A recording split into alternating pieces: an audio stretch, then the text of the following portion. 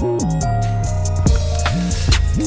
guys, it's Roger Moore here from Afrobeats Xtra, celebrating gospel music Black origin. I am here just going to be doing some reflective pieces about Windrush 75 years. It's not going to be just a one-off day for ourselves here on Afrobeats Xtra. You know, obviously we haven't got a studios up, so we're going to be a bit restricted about how we want to be doing things. I would love to do loads more talks inside the studio and stuff, but pray for us, guys, you know.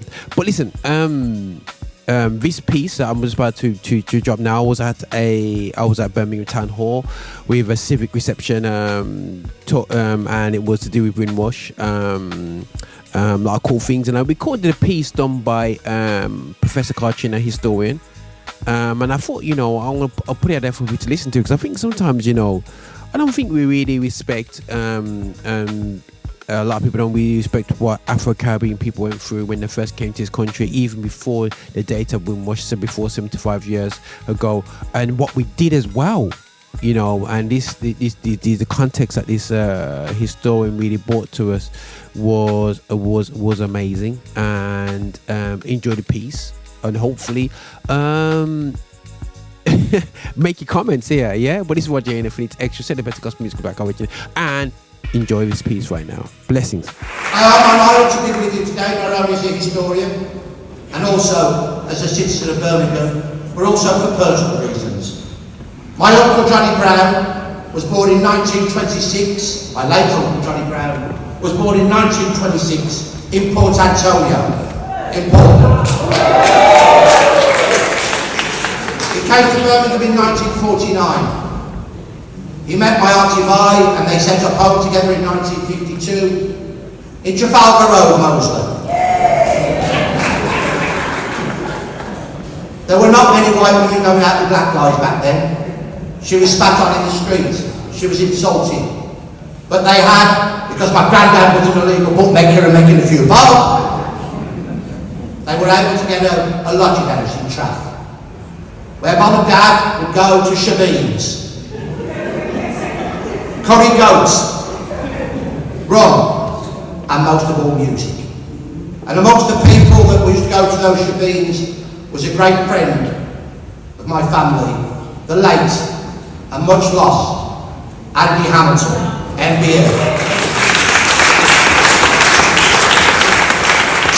A wonderful jazz musician, like Maxie, Desmond and Horace, a campaigner for social justice, and a man who loved this city. And Andy used to say to me, Carl, I love Birmingham, I love the young people, because Birmingham to me is like God's garden. And in that garden are people of all colours, and all sizes and shapes, but we're all people of Birmingham. Andy taught me a lot. He experienced deep prejudice in the deep south of America during the Second World War. He came to Birmingham. He experienced prejudice during that terrible by-election in Civic. But he was never embittered, and nor was a musician who played with him, Ron Daly, ex-RAF. And I want to start, if I may, fellow citizens, with a song sung in the West Indies in 1940, picking up on the theme that Horace and Sharon have talked about, the call. And when the call came, when war is in the air, West Indians will do their share. That is why they came, not seeking glory or fame. They will fight for victory. Let us raise a cheer. They will fight and never fear. Victory is near. And the call was answered. The West Indies supplied valuable resources such as bauxite for aluminium, petroleum, sugar, timber, rice and rubber. The Caribbean islands raised impressive sums of money, and £1 million to the UK for general war purposes, £3 million in interest-free loans, £500,000 to various war charities, and particularly they raised funds for the purchase of warplanes, especially Spitfires. Through the Gleaner newspaper in June 1940, Jamaica alone sent £20,000 to buy the best bomber so far produced.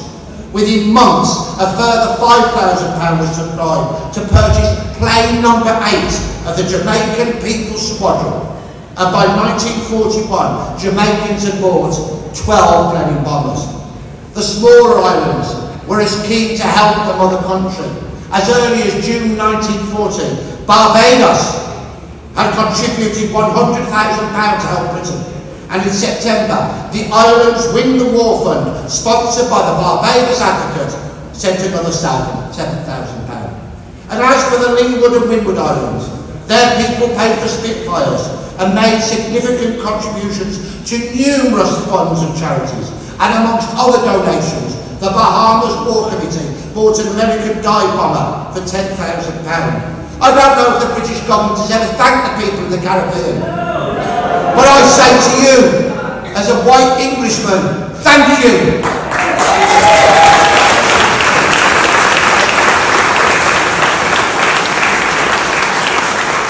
And that West Indian contribution, fellow citizens, was not only financial.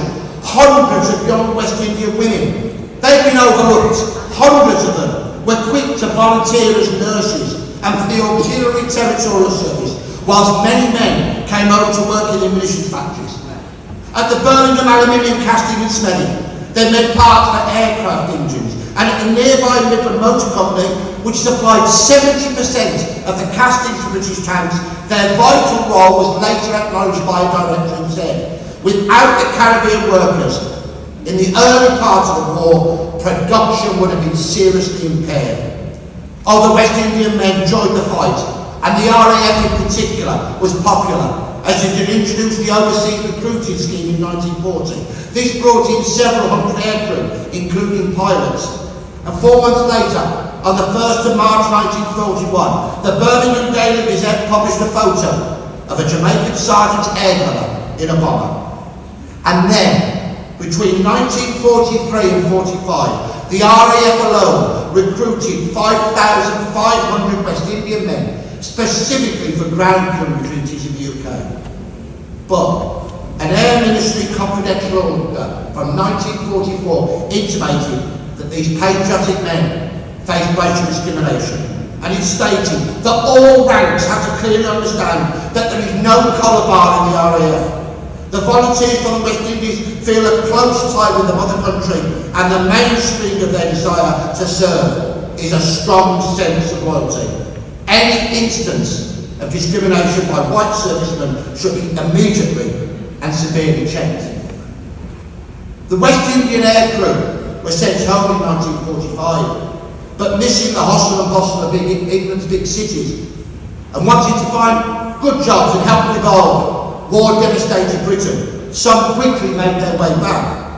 By 1946 alone, there were 70 West Indians at a hostel in West Bromwich, and it's important that we recognise those who came before the Windrush. But there was trouble there, caused by Irishmen who didn't like the West Indians dancing with the female staff. Amongst those pioneers was a man I was honoured to know, was Prince Albert Jacobs, a well-educated, skilled man from Trinidad. He arrived here in 1947, and having served Britain, he felt he'd be welcome. Unhappily, he wasn't by many, remembering there were notices on some of the buildings declaring no blacks, no dogs, no Irish. He told me that there was a lot of work for a black man, but you couldn't get a job unless you were willing to sweep the floor or do the lowest of the low. Then you could get a job, no matter how well educated you were. Fortunately, Jake was helped by the RAF Association, and after successfully passing an exam, he was taken on by the post office to work in telecommunications. Then on the 20th, as we know, we're celebrating today the 75th anniversary of Windrush, when almost 500 men and a few women arrived at Tilbury Docks on the Empire Windrush. They did not see themselves as immigrants. They were coming home. They were coming home to the mother country, about which they'd been taught so much by their parents and teachers, and to which they felt bonded by language, history, culture and affinity. They were mostly young. They were immaculately dressed. The men in their best suits and hats, the women in their poshest frocks, white gloves and hats. And amongst that band of pioneers were many who had served in the RAF. 24 of those passengers on the Empire Windrush gave Birmingham as their destination, although some were actually going to the Black Country. Jamaican Muriel Pulteney was 23 and was accompanying her husband to Blackheath, although her husband is not noted on the ship's records. Bermudan Lily Patton was 46. She was a secretary and she came on her own. Of the men, the 22 men come to Birmingham. One was from Trinidad, one was from Bermuda, and 20 were from Jamaica.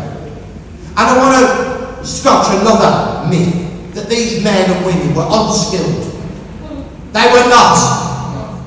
Many of them were highly skilled.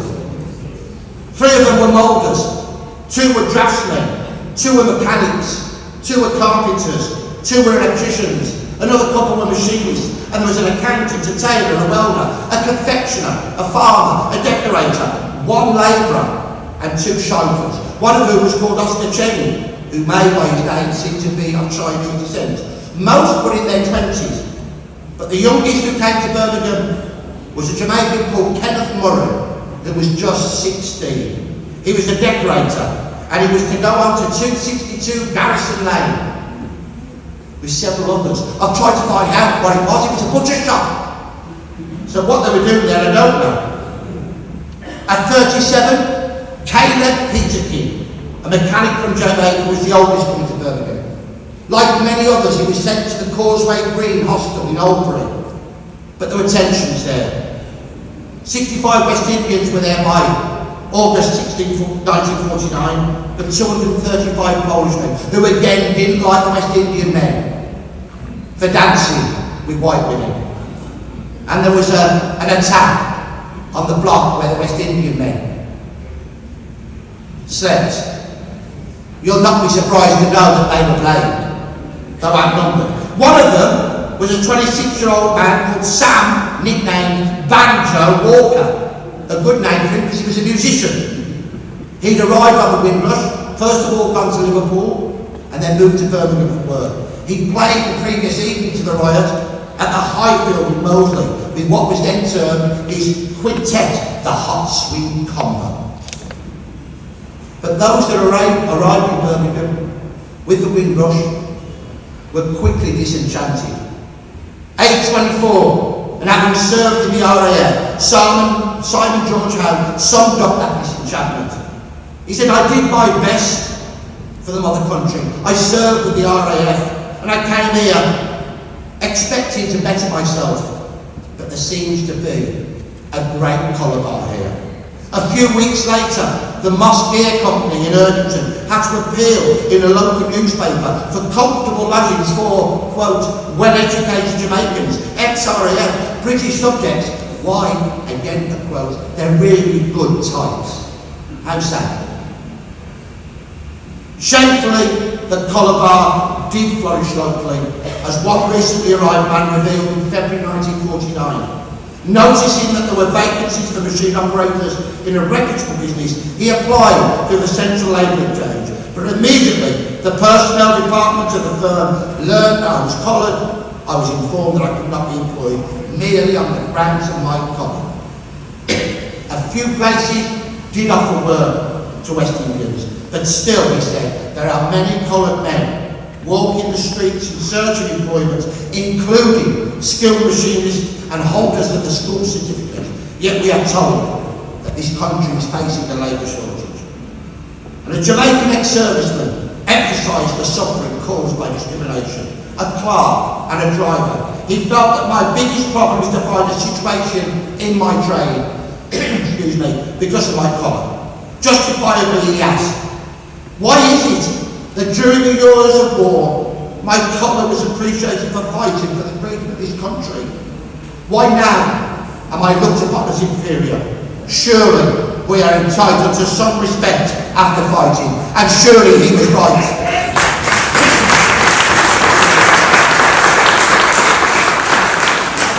Soon after the attack on the West Indian men at Causeway Green, the Birmingham Gazette published an article headline, "A Bitter Cry from a Jamaican in the Midlands."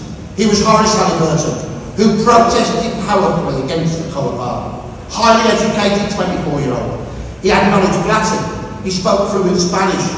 He was a skilled metal turner, but galling it was obvious that the coloured man, he said, is not wanted in British industry. Factory owners were desperate for workers, yet he could name 12 firms where he'd been turned down. In fact, echoing what Prince Jacob said, the only work that Great Britain can offer me is navying, or sweeping the roads. I am not afraid to tackle either, but I'm trying to make something of my life, and I do not think it is fair to expect me to settle for work with no prospects and no future. His clarion call for social justice aroused many. The Reverend Brian Green, rector of St Martin's in the Bullring, pronounced this: Christians must always deplore racial discrimination and colour bars. And Ferdinand Blackwood, who served in the Italian, African, Palestinian and Egyptian campaigns with the Caribbean regiment, pleaded to the people of Britain not to allow the virus of totalitarian philosophy, which our soldiers fought to exterminate, to be transferred from the dictatorships to this bulwark of democracy, Great Britain. And he too was right. Soon after, Henry Gunter started the campaign. We have not got the time for me to go into the importance of Henry Gunter, but I do wish to mention him and his book, A Man to Man, A Study of Colour Bar in Birmingham. Later chairman of the Afro-Caribbean Association and Birmingham correspondent for the West Indian Gazette, Henry Gunter moved from Birmingham in '66, but came back 20 years later. He moved and he gave so much to Birmingham. In 2002, he was commended by the Black History Foundation for his outstanding service to the city of Birmingham, and he died in 2007. His name should not be forgotten, and nor should those of Prince Albert Jacobs, Henry Halliburton, Mr. D. Lake, who was one of the first pioneers from the Windrush in Birmingham, a confectioner, Daniel Lawrence, who was just 24, Simon George Howe, Ferdinand Blackwood, Andy Hamilton, Ron Daly, and the other pioneers of Birmingham's black community. As I come to the close, I'm conscious of the lack of women amongst these pioneers, of the detail about them. So I want to acknowledge before I close two inspirational women. One is the late Esme Lancaster, MBE, who arrived in 1950 when she was 33. She'd been teaching for more than 10 years in Jamaica, and on the day she was to start her first job, she received a letter telling her not to show up at the school since the other staff refused to work with a black person. Undeterred, she took her clothes, her shoes and her handbag, bought for the day and went anyway. Didn't you get the letter? She was politely asked by the smiling members of staff. Oh yes, she replied. After seeing your sister, I am not going to leave this country before I am in great demand. The colour of my skin is not my intelligence.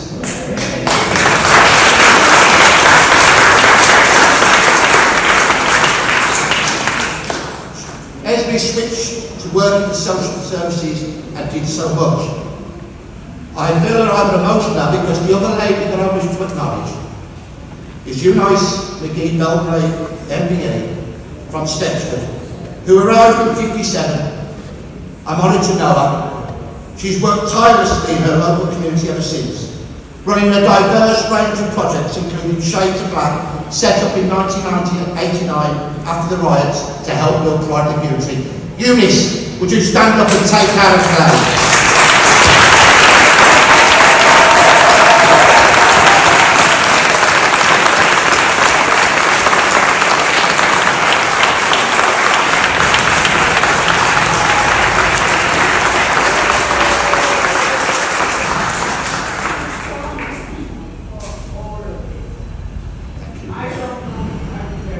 You do.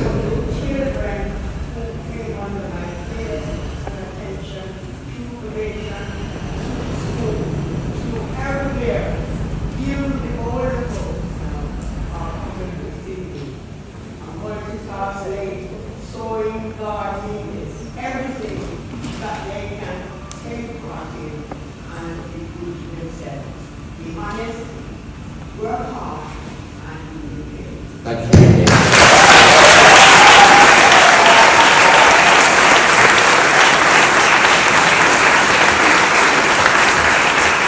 thank you, Liz. I feel very emotional being with all of you today. And I wish to say to the Windrush generation, with Eunice and her people, to those that came before, to those that are here now, thank you. Thank you for enriching our city. Thank you for your service. Thank you for your loyalty. And thank you for all you do. God bless you all. Yes, it's me, it's your boy David. Really hope you like the content of the video. Be sure to make sure you like, subscribe, stay tuned, go to affinityextra.com, check out the website, download the app, go on Instagram, make sure you follow, make sure you stay in tune to everything that's happening.